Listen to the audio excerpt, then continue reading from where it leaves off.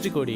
ஷா அவங்ககிட்ட நான் பேசுகிறேன். நீ தேவையில்லாமல் மனசு போட்டு குழப்பிக்காது, அவ்வளோதான். டேய் உன்னை எங்கெல்லாம் தேடுறேன், எங்கடா பண்ணிருக்க அருணி?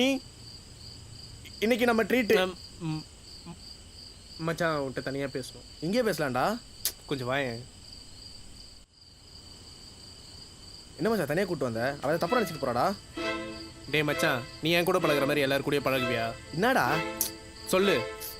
இல்லை இல்லை அதுதான் நானும் சொல்ல வரேன். நான் தான் உனக்கு ஃப்ரெண்டு, ஹரிணி இல்லை. என்னடா உளறிட்டு இருக்க? வாங்க தனியாக நிற்கிறா வா. டேய் புரிஞ்சுக்கோ, நீ என் கூட பழகுற மாதிரி ஹரிணி கூட பழக முடியாது.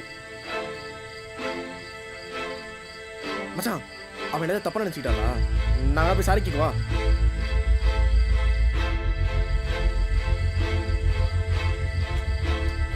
அவன் என்ன தப்பா நினைச்சால நீ என்ன தப்பா நினைச்சியா? டேய் ஷா, நான் சொல்றது கேளுடா.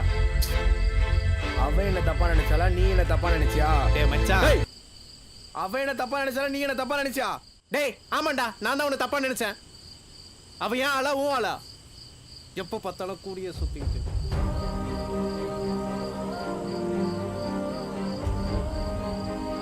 எதா இருந்தாலும் ஒரு லிமிட் தான் மச்சான். விட்டா இவனை தாலி கட்டி குடும்பம் நடத்தும். ஏய் அவ்வளோதான்.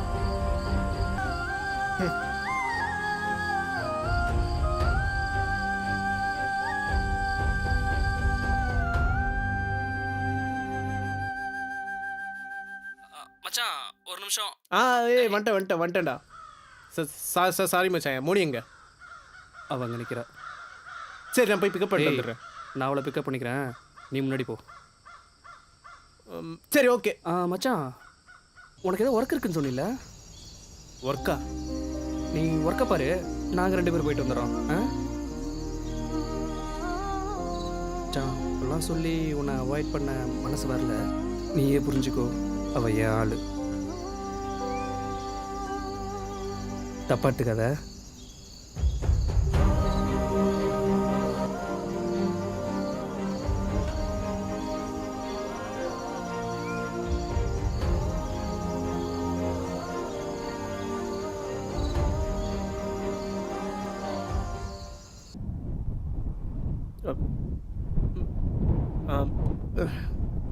மச்சான்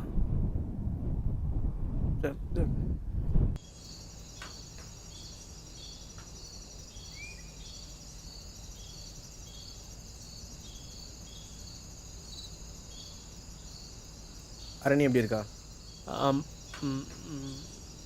நல்லா இருக்கா?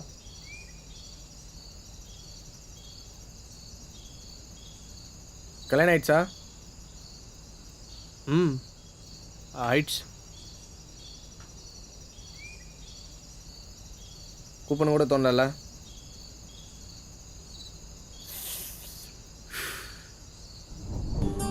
என்னையே கூப்பிடல.